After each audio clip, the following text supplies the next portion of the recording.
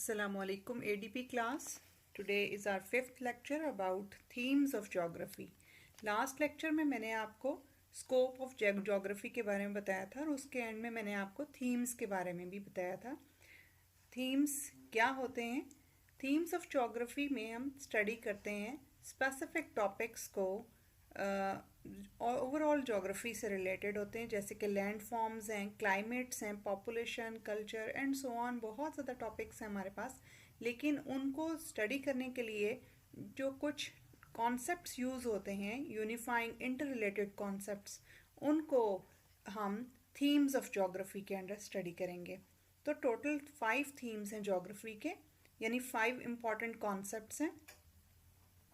ये सब कॉन्सेप्ट्स जो हैं ये बेस कर रहे हैं चंद बातों के ऊपर.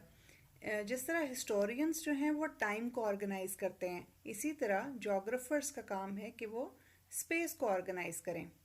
ठीक है, जब ये स्पेस को ऑर्गेनाइज कर रहे होते हैं तो इनको उसके लिए 3 इम्पॉर्टेंट क्वेश्चंस जो हैं उनके आंसर्स ढूंढने होते हैं इस दुनिया की चीज़ों को ऑर्गेनाइज करने के लिए. वेयर इट इज़, कि वो कहाँ है, वाई इज़ देयर, कि वो वहाँ क्यों है, and what are the consequences of its being there, कि वहाँ पे वो उनके होने की वजह से क्या क्या कुछ और जो हो रहा है, उसके रिजल्ट्स क्या हैं. ठीक है, तो 5 थीम्स हैं जोग्राफी के अंदर जो हम पढ़ते हैं: location, place, human environmental interaction, movement और रीजन. ठीक है, तो ये जो थीम्स हैं ये देखने में अलग अलग टॉपिक्स लग रहे हैं, अलग अलग कॉन्सेप्ट्स हैं, लेकिन ये बिल्कुल उसी तरह एक दूसरे के साथ इंटर रिलेटेड हैं जिस तरह के वर्ल्ड के सारे कंपोनेंट्स एक दूसरे के साथ इंटर रिलेटेड हैं. आप उन वर्ल्ड के कंपोनेंट्स को जिस तरह अलग करके एक दूसरे से अगर अलग करते हैं तो उनकी सारी ब्यूटी ख़त्म हो जाती है.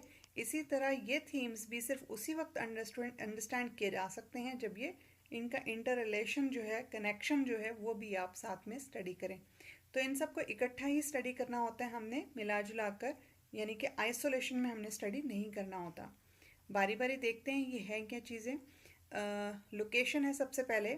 Location is where is something can be found on earth. अब आपको कोई भी चीज़, कोई भी जगह, कोई भी जिसको आप लोकेट करना चाह रहे हैं, उसको उसके बारे में जानने के लिए 2 तरीके हैं. या तो आप, फॉर एग्ज़ाम्पल आपका घर है तो आप उसको 2 तरीके से एक्सप्लेन कर सकते हैं किसी को. या तो आप फुल एड्रेस बता देंगे उसका, कि मोहल्ले का नाम ये है और मकान का नंबर ये है और गली का नंबर ये है एंड सो ऑन. और दूसरा तरीका ये है कि आप घर के बारे में तो कुछ ना बताएं, लेकिन उसके इर्द गिर्द की जगहों के बारे में बता दें कि फ़लाँ फ़लाँ जगह के इर्द गिर्द मौजूद है वो, तो वो मतलब कि कोई भी वहाँ पे पहुँच जाएगा. तो ये दोनों तरीके जो हैं ये लोकेशन को फाइंड करने के लिए यूज़ होते हैं. जो आप जिस तरह घर का एड्रेस बताते हैं उसको हम एब्सोल्यूट मेथड कहते हैं और दूसरे को हम रिलेटिव लोकेशन मेथड कहते हैं. ठीक है, तो एब्सोल्यूट लोकेशन जो है वो it shows the exact point on earth surface where something is located. ठीक है, इसको हम ग्रिड कोऑर्डिनेट के ज़रिए आइडेंटिफाई कर लेंगे सरफेस ऑफ द अर्थ के ऊपर. जो आप लॉन्गिट्यूड और लैटिट्यूड लाइंस देखते हैं उनके ज़रिए एक्सप्लेन कर देंगे. या फिर दूसरा तरीका जिस तरह मैंने आपको बताया, एड्रेस. ठीक है, और इसी लॉन्गिट्यूड और लैटिट्यूड से ही एड्रेस बनाया जाता है. सेकेंड मेथड जो है वो रिलेटिव लोकेशन मेथड है. It explains where something is in relation to another. ठीक है, यानी वो किस किस चीज़ के नॉर्थ में है, साउथ में है, ईस्ट में है, वेस्ट में है, यानी कार्डिनल डायरेक्शंस क्या हैं. जिस तरह हम पाकिस्तान के बारे में कह सकते हैं it is south to China. ठीक है, या नॉर्थ टू अरेबियन सी, या इस तरह नेक्स्ट टू अफ़गानिस्तान और डाउन फ्रॉम चाइना. इस तरह से हम इसको एक्सप्लेन कर सकते हैं. प्लेसेस सेकंड कॉन्सेप्ट है, इसमें थीम है हमारा. This theme considers the characteristics that make one place different from all places on earth. कि एक जगह को हम बाकी जगहों से कैसे मुमताज़ करेंगे, अलग करेंगे. ठीक है, डिफरेंट करना है अब हमने उसको, कि उसको डिस्क्राइब करके कि वो कैसी देखने में कैसे लग रही है, डिस्क्राइब किया जाता है. Describes what a location looks like. ठीक है, अब ये डिस्क्रिप्शन जो है ये 2 तरह से की जा सकती है. फिजिकल कैरेक्टरिस्टिक्स बता देंगे हम उसके, या फिर उसके हम ह्यूमन कैरेक्टरिस्टिक्स बताएंगे. फिजिकल कैरेक्टरिस्टिक्स जो होते हैं ये कुदरत से रिलेटेड होते हैं, यानी कुदरती तौर पर वहाँ क्या क्या मौजूद है. It includes anything that is native, made from geological, hydrological, atmospheric and biological processes. यानी वहाँ पे लैंड फॉर्म्स कैसी हैं, पहाड़ हैं या प्लेन्स हैं या प्लेट्यूज हैं, या फिर बॉडीज ऑफ वाटर कौन कौन से हैं, रिवर्स गुजर रहे हैं क्या, ओशंस हैं, ये क्या है, और ट्रीज, श्रब्स यानी प्लांट्स और एनिमल्स वहाँ पे बायोलॉजिकल प्रोसेसेस क्या क्या चल रहे हैं, और रॉक्स हैं, या फिर बाकी एटमॉस्फेयर कैसी है. ठीक है, ये उसके फिजिकल कैरेक्टरिस्टिक्स होंगे उस प्लेस के. और ह्यूमन कैरेक्टरिस्टिक्स वो होंगे जो इंसानों के ज़रिए उसके अंदर जो चेंजेस आई हैं या जो इंसान वहाँ पर एक्टिविटीज़ कर रहे हैं उससे रिलेटेड है. ठीक है, it includes anything that is human made and it comes from human ideas and actions. ठीक है, यानी इंसानों ने वहाँ पे बिल्डिंग्स कैसी बनाई हैं, कौन कौन सी बिल्डिंग्स हैं, उनके नाम हैं. जिस तरह आप बुर्ज खलीफा कहेंगे तो फ़ौरन आपके जहन में दुबई आ जाएगा, या इस तरह से रोड्स, कार्स, या मतलब कि इस तरह से जो भी चीज़ें बनाई गई ह्यूमन कैरेक्टरिस्टिक्स के हवाले से. और दूसरी चीज़ इसके अंदर लैंग्वेजेस आ जाएंगी, कस्टम्स आ जाएंगे, ह्यूमन कल्चर आ जाएगा. ठीक है, रिलीजन्स आ जाएंगे, ये सब चीज़ें. थर्ड जो थीम है हमारा वो है ह्यूमन एनवायरमेंटल इंटरेक्शन. ठीक है, how people interact with the environment. इनका इंटरेक्शन कैसे होता है, तीन तरह से हम इंटरेक्शन कर सकते हैं एनवायरमेंट के साथ. मॉडिफिकेशन है, अडेप्टेशन है, या डिपेंडेंस है. ठीक है, मॉडिफाई करते हैं हम या तो एनवायरमेंट को, या अडेप्ट करते हैं, या उस पर डिपेंड कर रहे होते हैं.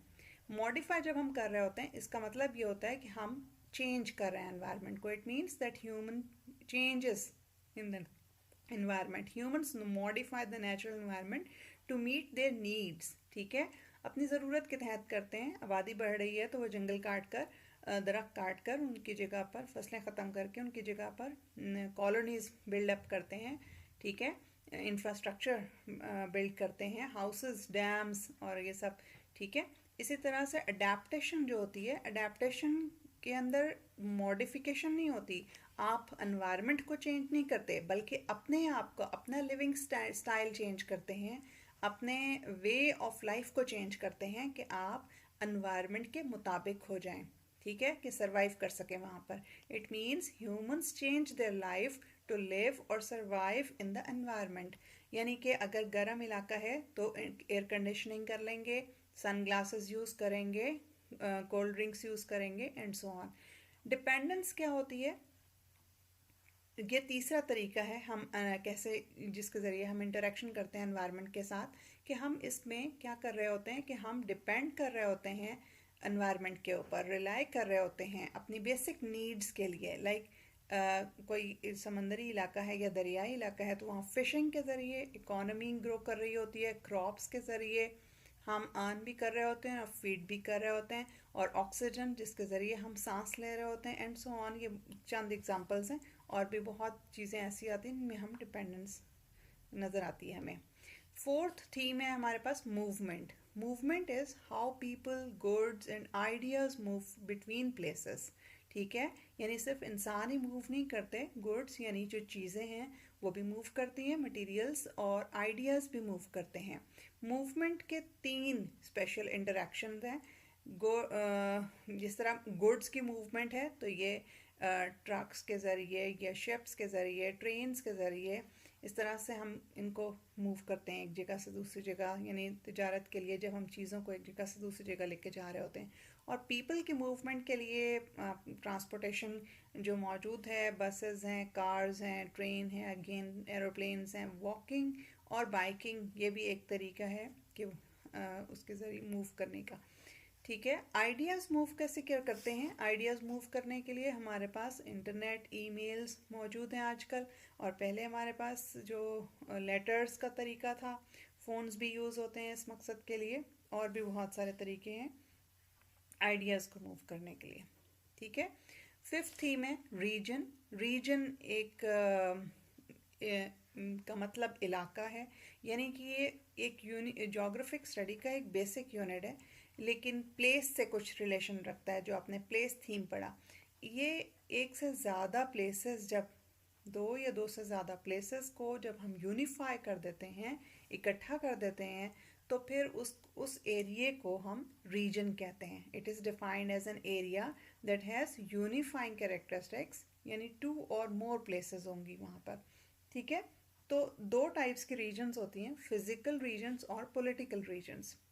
फिजिकल रीजन्स जो हैं, यानी कि ये कैटेगराइजेशन या जो डिवीज़न की गई है वो नेचुरली या फिर खुद ह्यूमन मैन मेड है. फिज़िकल के अंदर नेचुरल डिवीज़न है कि कुछ इलाके ऐसे हैं कि जहाँ पर एक ही जैसा आपको लैंड फॉर्म नज़र आएगा, यानी डेजर्ट है तो वो कई कंट्रीज़ के अंदर से गुजर रहा है वो डेजर्ट. ठीक है. तो वो बेशक उसमें बहुत सारे कंट्रीज़ इन्वॉल्व हो गए, बेशक बहुत सारे सिटीज़ इन्वॉल्व हो गए. ठीक है. या पूरे कॉन्टिनेंट्स इन्वॉल्व हो गए, तो वो पूरा एक रीजन ही कहलाएगा. ठीक है.